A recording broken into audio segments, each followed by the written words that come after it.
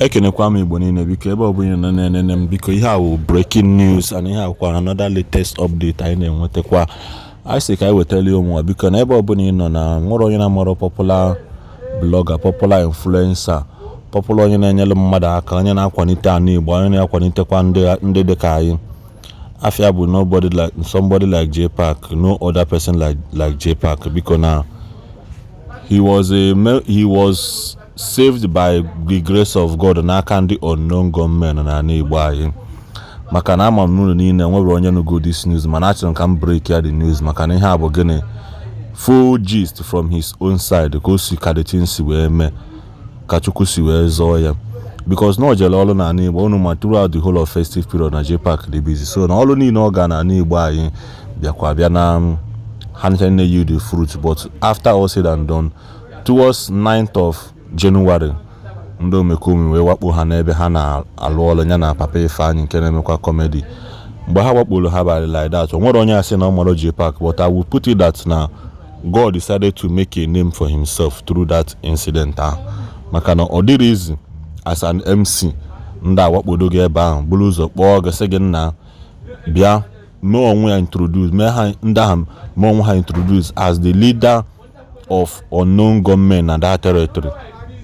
Yotago and onwere onye na-eme onye nọ na Igbo anyị na-eme few people here asị na ha maro Jpac but what stopped them from not recognizing him and also meeting Papa Ifeanyị ha mata Papa Ifeanyị then Papa Ifeanyị chọrọ ha obere ego in the process of doing that ha kpọtawa some of their members into the ebe ha nọ emekwanụ show ha so but as God may have it and as God may save him they did not hurt him neither did they tamper with him because more believe na Chukwu nna so bụ onye menda anụ ji wee hapụ Jpac aka so along the line ọsị na ọpụwakwa na ọbụrụkwa one ihe akwa 2 times komele ha escape na Igbo anyị maka biko asịkwa m ka m kwukwu ya ọzọ ebe onye na-eje nya biko mara ihe enye biko gbada anya maka na Igbo anyị kịta atọpụgo ọgọdọ gbara ọtọ kedu nke bụ na mmadụ ama mpụtazi na mgbede nọkọ zuo ike maka ịnakwulu ụmụazị ndị omekome unu n'ụlọ Zeus ka o si wee kwuo his own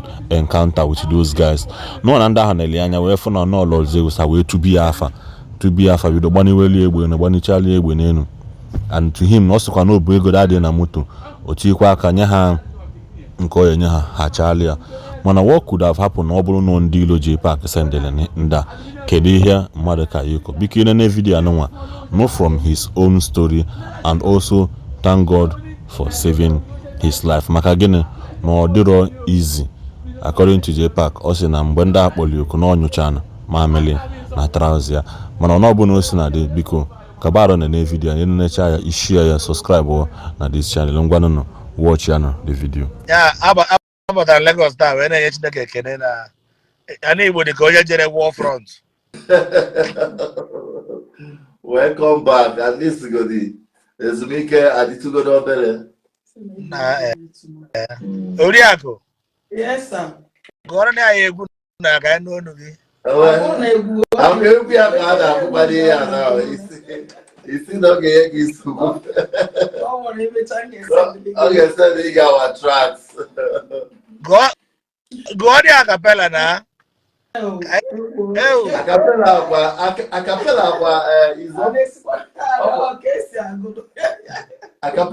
acapella kwa otego kwa this ịma na ọ na-adịcha wizi otu anyị ọtago ihe nọgide gị ise singa ọ pụtara gị sa gụọrọ anyị one track. I mean freestyle. Oh, that's give me that freestyle. I'm going to Jpac freestyle.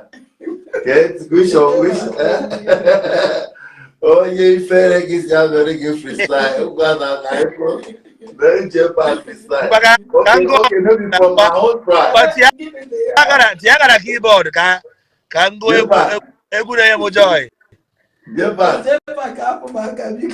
You got a keyboard, come on, go. Jpac, I'm not a keyboardist, so you were a singer. Man, you got a keyboard.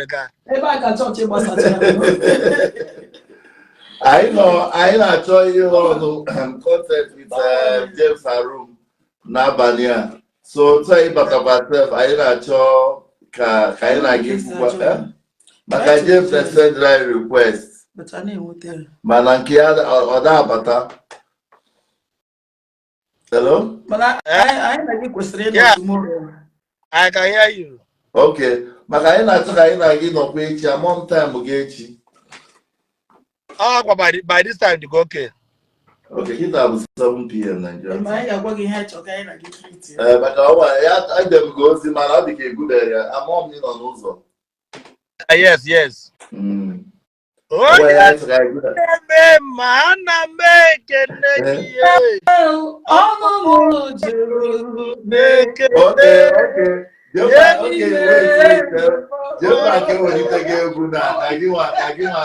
Jpac, okay, every when you say now, that you say I can take his day off. I get you Papa, I lost my voice somehow. Recover. Be merendo for a man. Anna make a leggy.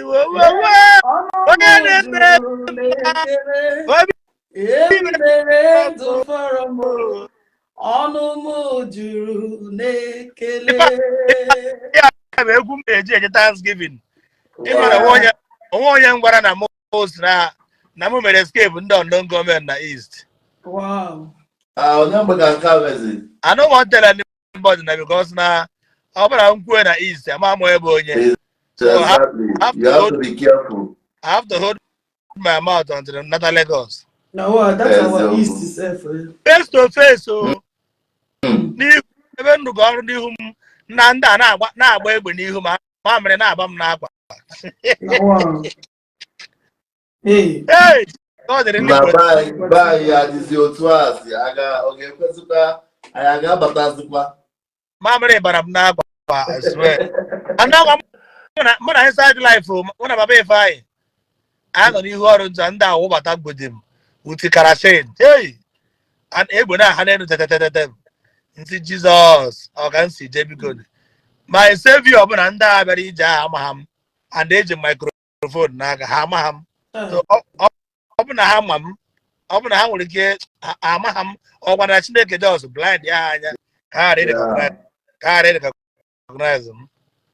Ịghọtara? Ofu onye bụ ebe ndị na-anya na Facebook bịa lelee Papa Ifeanyi wee sị ọrụ ngị ka a na-afụ na Facebook ọsara onye nwa o wee mma gara mbije na moto wete wan rapa tụpụrụ ha wan rapa si ya na ya bụ ego ọjị na-anọzi ebe ahụ na those guys wee na-eme kọọlụ ọkada na-abata n'ike ọkada na-abata wute egbe ọkada na-abata hey mamịrị ban na-agwa nwere wisdom were microphone na-apụ ire ntụ na nka na-arụ ọrụ kpọọ obere nwa nọ ebe ahụ were mic ya nye n'aka si ya wejere DJ wejere DJ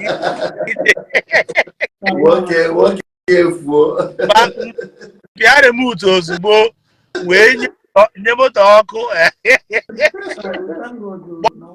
gbagide n'ụzọ somebody kpọọ na phone si na ka ebe anyị nọ na a na-achọ anyị na-asa anyị bịa na anyị maka a na-achọ na bọọsụ bịatara ebe a ruru 18 nsị ya chọọ ụgwọ adị onwe unu mgbagide ọsọ Ndi ije na họteelụ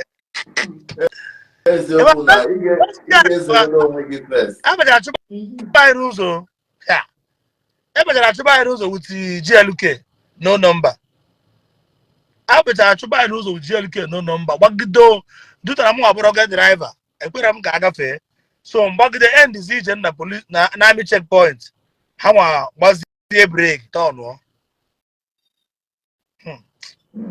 nke a na Anambra ka ọ na-ebe ezi n'ihi ala nke a na ihe mere na January 9 a day I will never forget January 9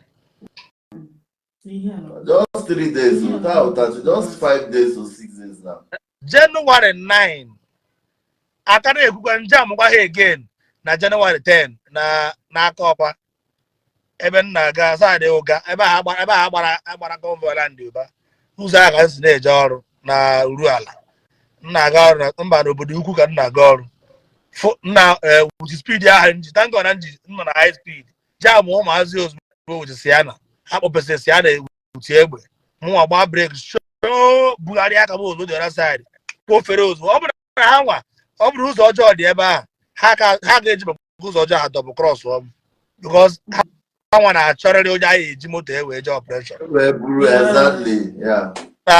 mụnwa wee nye moto ọkụ zọtuo engine and that day ka ọrụ m na-agwụ nrụcha n'ọrụ a gbarata ozugbo were speed paaki ya laa Asaba.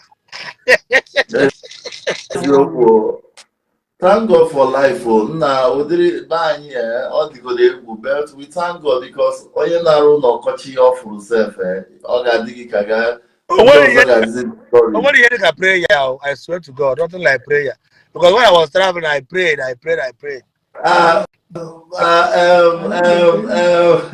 Jpac among God need a joker.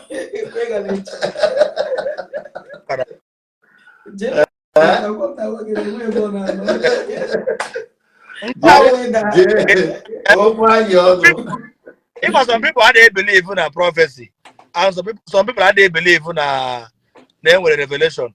I was told Nange one attack na January. That was on 24th December. Okay, 23 December on Sunday when I went to church. Nange one attack. One attack na this January na East. More be very careful as you pray and be cautioned. And I be mindful for where I go. That attack, another person still tell me the prophecy. None the careful that is now attack is coming, but I pray that they be able to put the attack in the room. On January 1st again, I reveal was the same thing again. So they was extremely careful. I'm on an attack. Yeah, we can't face to finish people table. The guy some now about using don't non government no small. No small ever come post small. Mamre ever no mamre sunta them never.